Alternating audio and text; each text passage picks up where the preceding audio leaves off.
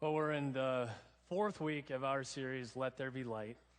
And the idea of the series is that it's an Advent series. So we're trying to put ourselves in the seat or in the shoes of the people, the Hebrews, Abraham's family, that are living before Jesus comes. And they're looking ahead to the day when this promised Messiah will come. And we're talking about four words: hope, peace, joy, and light.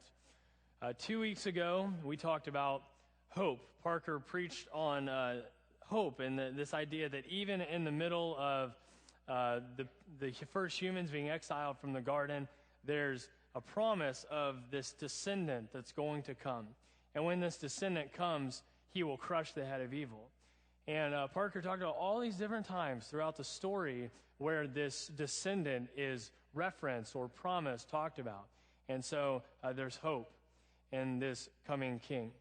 The second candle, which was last week, is that this king is going to bring peace. We talked about how there's all kinds of peace efforts that have been made even in the last 115 years, and that we all long for things to be made in peace.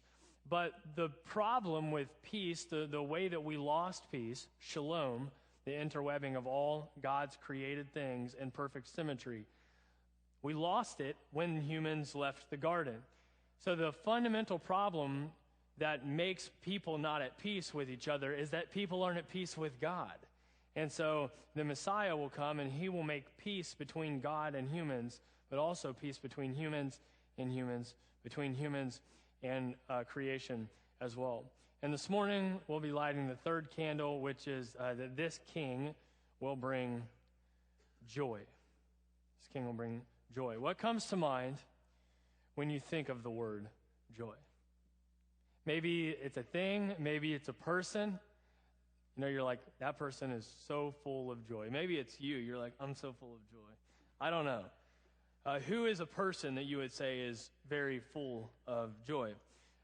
We thought it might be fun to ask around and see maybe there are like some cultural depictions or film depictions of joy that stand out to various people. And so we came up with several of them and compiled them into a video. So check this out.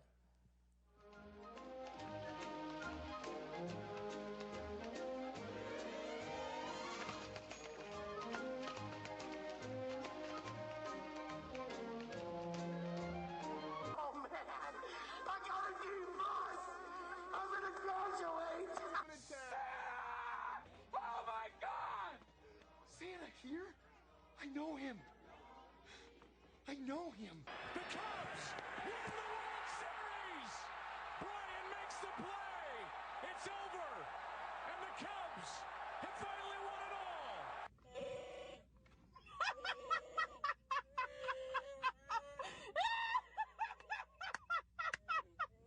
The new phone book's here. The new phone book's here. Well, I wish I could get that excited about Nothing? Are you kidding? Page 73, Johnson, Navin, R. I'm somebody now.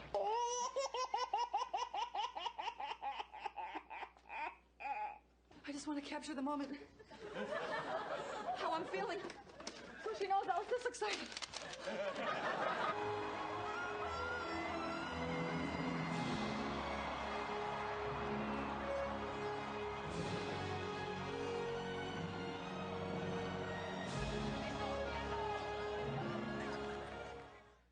All right, so some really good stuff in there, right? A few members of our staff team experienced some major moments of joy this past week. I wanted to show you a few of those. Here's the first one. That is Harvey, Caleb and Christy's daughter. She's doing very well. Christy's also doing very well. That's a moment of pure joy. Here's the second one.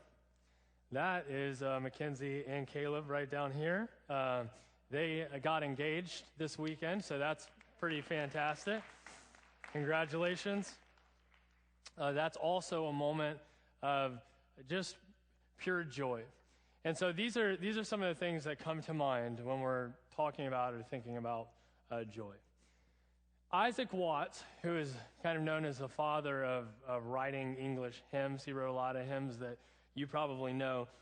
One of them is Joy to the World. probably his most famous one. The words that he wrote in 1719 are now iconic, and most of us kind of know them, and we just sing them when the song comes on without really thinking about it.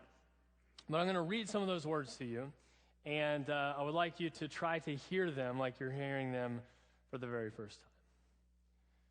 Joy to the world, the Lord has come. Let earth receive her King. Let every heart prepare him room, and heaven and nature sing. Joy to the world, the Savior reigns. Let men their songs employ, while fields and floods, rocks, hills, and plains repeat the sounding joy.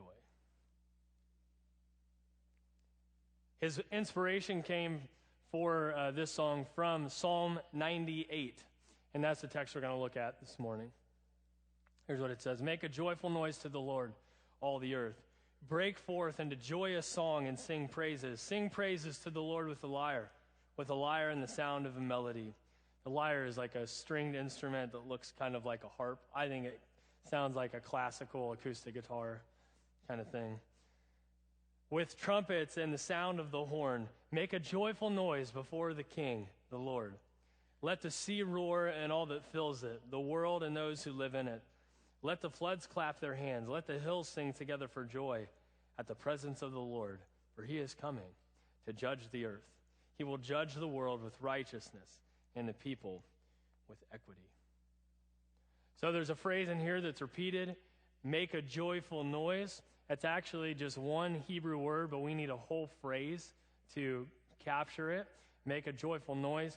That's not a bad translation of the word, but it's not my favorite one because it doesn't, I don't think, get the whole concept. That's the way the King James Version translated it, and so after that, it became like kind of one of those things that Christians say, make a joyful noise, right?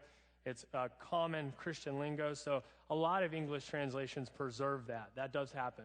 But there's the New American Standard version that translates it in a way that I think is more accurate. It says, shout joyfully to the Lord. Shout joyfully to the Lord. All the earth break forth and sing for joy and sing praises. You're like, well, what's the difference? Make a joyful noise and shout joyfully to the Lord. The reason I like the other one, the way the New American Standard translates it, is that it truly is like a ringing, projecting, joyous sound. It just captures that the shouting part is embedded into the word. Shout joyfully to the Lord. The word is a sudden burst of emotion. It's a passionate shout of victory. It's not contrived. It's not deliberate. It's not pre-planned. It's not artificial. It's not something that you can manufacture.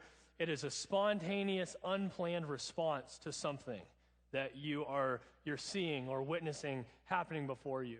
You have felt this before in many different ways. It's like that feeling that you get right up in here and it comes up out. You can't stop it. You didn't plan for it to happen, but it's there and it's happening. That's this joyous occasion. That's a joyous emotion that the psalm writer is talking about here. And that's the kind of joy that the prophets and the psalmists call for as they speak of the promised coming of the Messiah. A sudden burst of shouting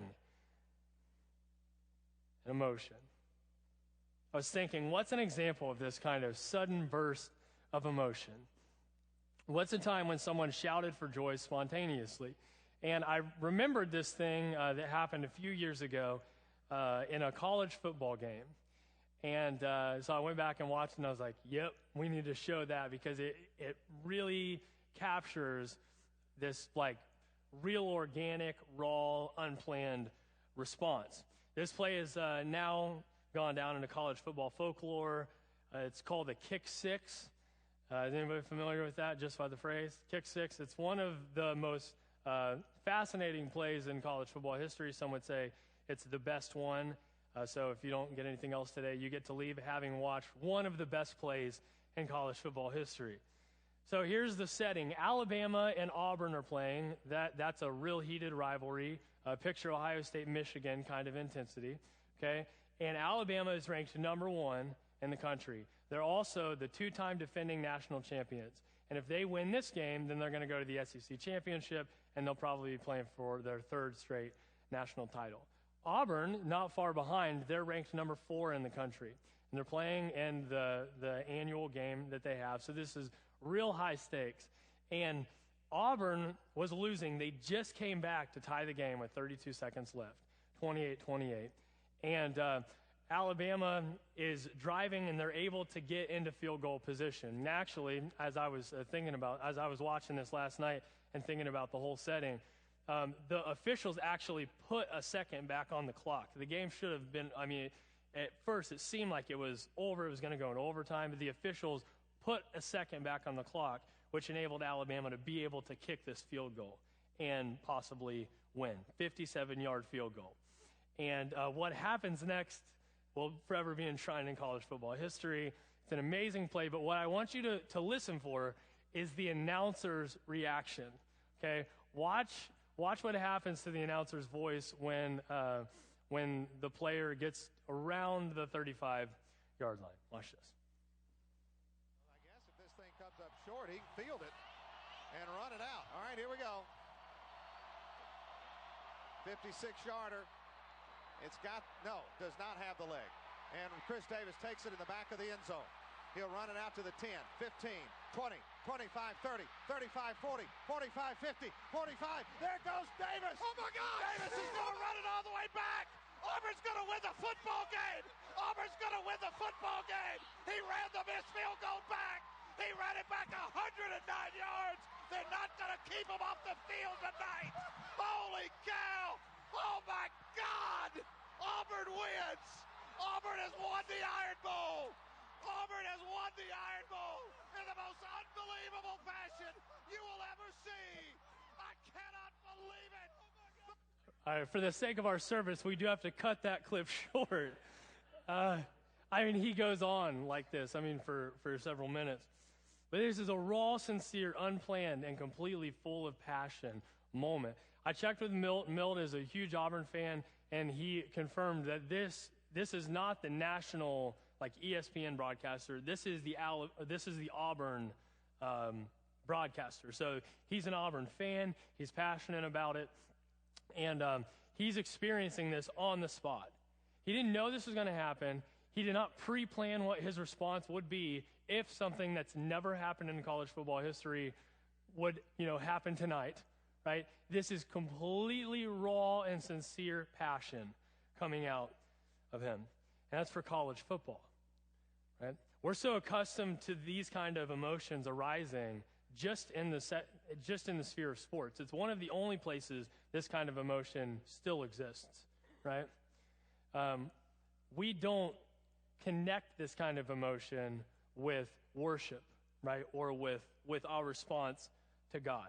And that's not an indictment. Or maybe it is, but it's not intentionally that. It's just how it is, right? We don't connect that kind of raw, sincere, passionate emotion with our worship.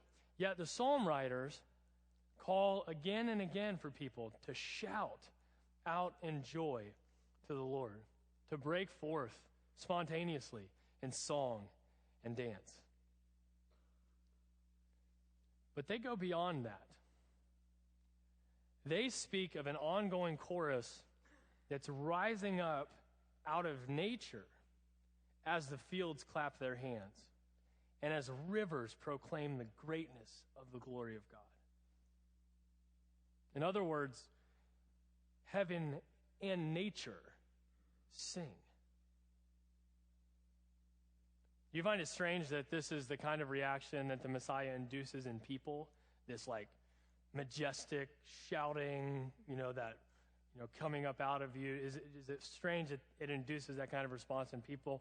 Do you find it even more strange that it maybe even hard to wrap your mind around that it produces in rocks and fields and hills and things like this, like created inanimate objects, that it produces in them somehow a chorus of worship?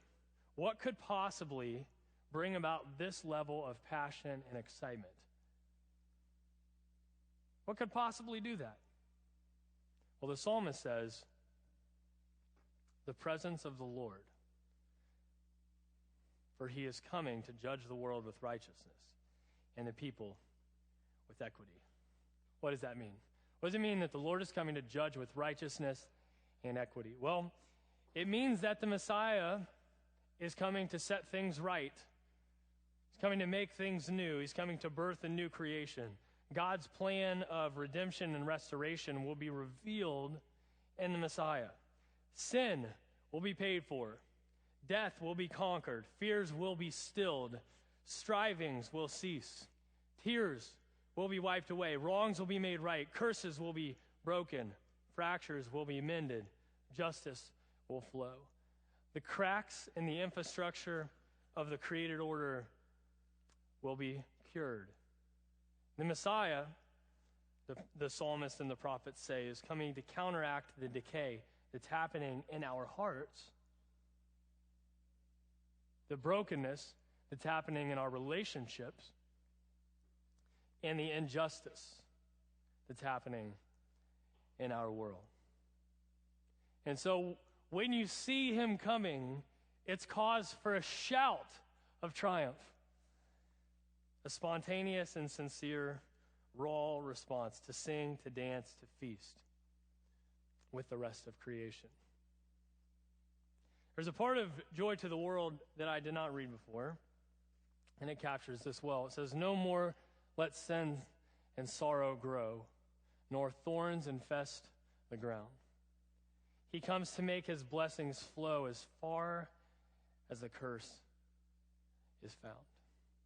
What curse Isaac Watts referring to? He's referring to the curse that is laid out on humans. Genesis chapter 3. As humans rebel against God, they're sitting with God, and he's handing out what these consequences will be for their sin. And sort of the pinnacle of the consequence is death. Right? It's like this real depressing. If the Bible ended in Genesis chapter 3, we'd all be hopeless. It would be horrible. It says, like, you're going to get up every day. You're going to work your tail off. You're going to get sweaty, tired. The ground is not going to do what you want it to do. And then at the end of your life, you're going to go back to being dust. You're just going to die. And that's the curse that's laid out. It's super, super depressing, right, of a curse. But through the Messiah, through this seed that Parker talked about a few weeks ago, the curses are becoming undone. Because of that, the Messiah will bring a joy that is not momentary. It never fades. It's a joy that is sustained in life, no matter what happens. It's not circumstantial. Because Jesus died, Jesus has risen, and Jesus will come again. The thorns that infest the ground, then, right now, even as we speak, even as we're gathered here this morning, are being uprooted. As the waters cover the ocean floor, so are the blessings of his salvation covering our lives and the world. This King brings an unprecedented kind of joy. So have you met this King that brings that long-lasting, never-failing type of joy? Are you filled with that kind of joy? What if you're not? Well, as Billy Sunday, who was an evangelist in the 1920s, once said, if you have no joy, there's a leak in your Christianity. If you have no joy, there's a leak. You got to fix the leak. So where is it? What is the leak? Well, first of all, before I answer that question, I would like to say that Paul, the Apostle Paul, says that joy is a fruit of the Spirit, which means it's not something that you can just manufacture. You can't wake up in the morning and say, I'm going to be joyful today, right? It's produced by the Spirit of God within us, right? So I do want to say that first. But I think there are three things, at least, that we can do that enable the Spirit to infuse us with that kind of joy without as much effort. Here they are. First is we can set our eyes on God's provision. set our eyes on God's provision. Now, this is hard, isn't it? Because the pace of our lives, especially the busyness of our lives, kind of keeps us in a sustained, non-observant mode, right? We're so busy with everything we have going on with work and with all of our family obligations and trying to get our bills paid and running our kids everywhere that they need to go to. And it can get really overwhelming, and you can kind of step back in your life and be like, so basically life is running errands, right? That's what I do, just run errands. And when you're in that kind of cycle, it's really difficult, right, to look around and be observant about what God is providing. There's a story that we tell a lot about the Passover. People are slaves in Egypt. God delivers them. Pharaoh says, get out of here after the final plague. But then he changes his mind and gets together his army, and he starts chasing them. And they're trapped between the Red Sea and then the army behind them. So God provides, and he divides the Red Sea and enables them to walk through. You might have heard that story before. What we never teach about that story, though, is what happens when they get to the other side. In Exodus chapter 15, do you know what they do? They have a giant worship celebration. Miriam, Moses' sister, she just pins this awesome song. I don't know if she's been working on it for a while, but it's real good.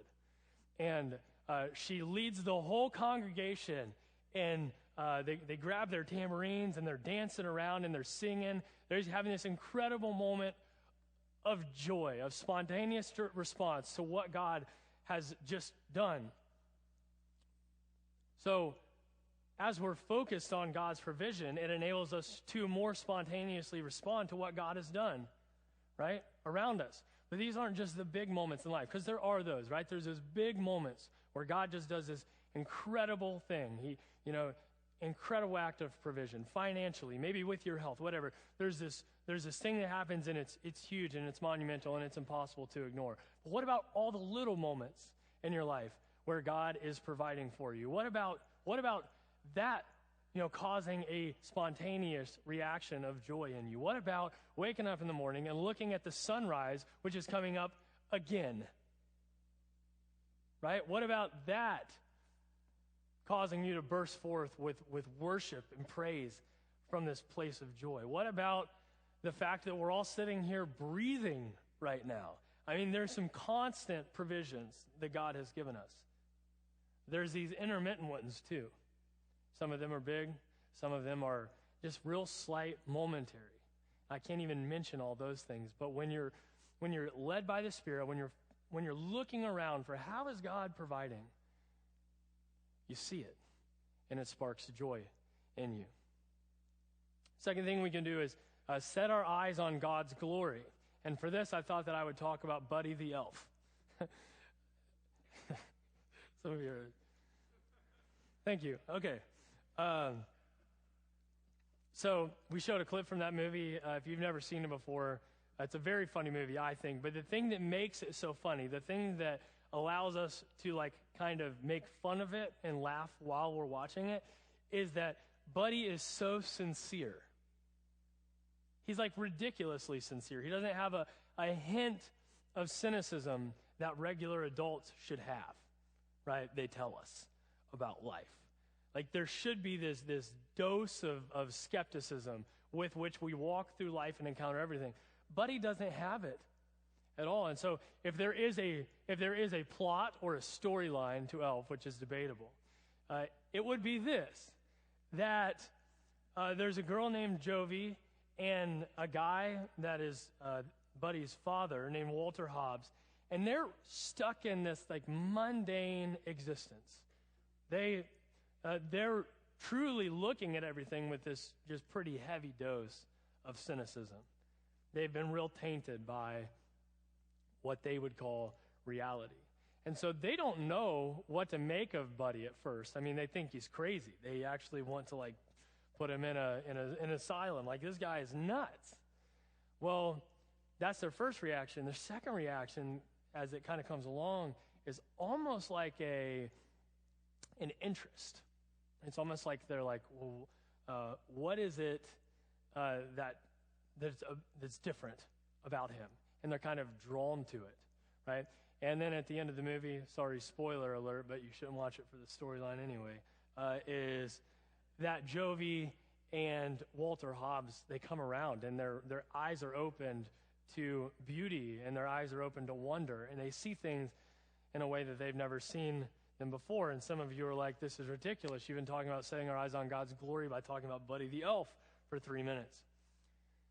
We talk about another guy named David. 2 Samuel chapter 6, the Ark of the Covenant is being taken back into the city of David. And there's this whole big parade that's happening. David basically strips down to his underwear and starts dancing before the Lord. And his wife, Michal, sees this, and she came out to greet him. And this is so sarcastic. She says, "How wonderfully the king has distinguished himself today." Good work. It was beautiful, David. Exposing himself to the eyes of the servants' maids like some burlesque street dancer. It's awesome. And David replied, "In God's presence, I'll dance all I want. Oh, yes, I'll dance to God's glory, more recklessly even than this. And as far as I'm concerned, I'll gladly look like a fool in the eyes of all these people that are watching. I'll gladly look like a fool. I'm dancing before the Lord." He's part of the ceremony. It's not planned. He's just overtaken with joy. And so what's he do? Strips down to his skivvies, starts dancing. Right? Some of you are like, I hope that never happens.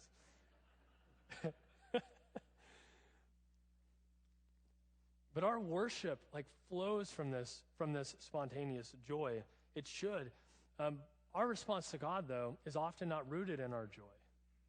Our response to God is often rooted in our own fears. It's often rooted in our own self-consciousness, maybe in our own shame, than it is our joy.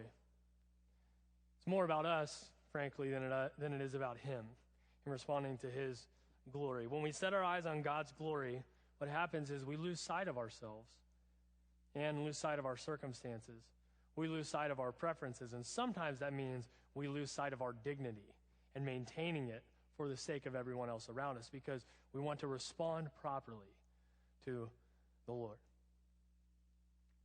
When we see Him for who He is, we respond with a life full of joy that is undignified at times, but always ready to celebrate at a moment's notice. So we set our eyes on God's provision, set our eyes on God's glory, and set our eyes on God's kingdom.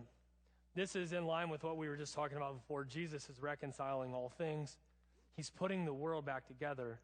So when the Old Testament prophets were speaking about this was something to be hoped for, right? This is something that people are just saying this is going to happen, and so there's some hope associated with it. But it's no longer just a hope for us. It's a promise for us, and that's very different. It's no longer just a hope, it is a promise that Jesus secured when He resurrected from the dead. This is a promise that has been secured. This is happening, people. The kingdom of God is coming with power, and it's happening. It is here among us. It's moving, it's spreading, and you can be a part of it or not. That doesn't dictate whether or not it moves and spreads. But one day it will be finally consummated. It will arrive fully in its full extent. And so when we're focused on that, when we're focused on the full arrival of the kingdom of God, that's cause for joy, isn't it? There's a story that Jesus tells about a man who was digging around in a field, and he found a treasure in that field. And so that man, guess what? In his joy, sold everything he had, took the money, and he bought that field. And that field is the kingdom of heaven. He bought it. because it's worth risking everything for, because of the joy that it sets within us. When we set our eyes on God's kingdom, we live every day in the joy of the promise that Jesus the King is making all things new. So like we've said, the incarnation is not just a historical event. It's an ongoing reality. It's unfolding before us. Each new generation gets to experience it. This is not something that just happened and it's in a history book. This is something that matters for you and for me. So joy is something that we have the opportunity to experience. Do you have joy? Do you have this long, everlasting, sustained joy that enables you to see God's provision, that enables you to see God for who he is and worship him, that enables you to set your life in alignment with the promise of his kingdom coming? Do you have that joy, or do you not?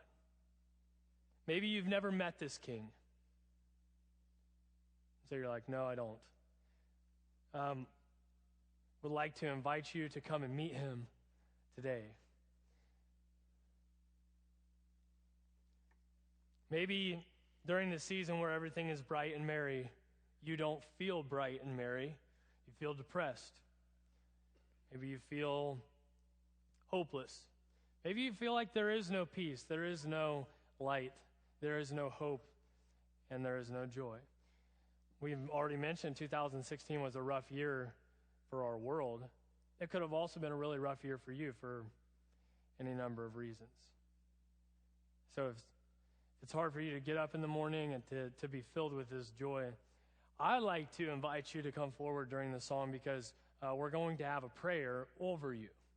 We're going to surround you and just lay hands on you and pray that God would infuse you with his joy.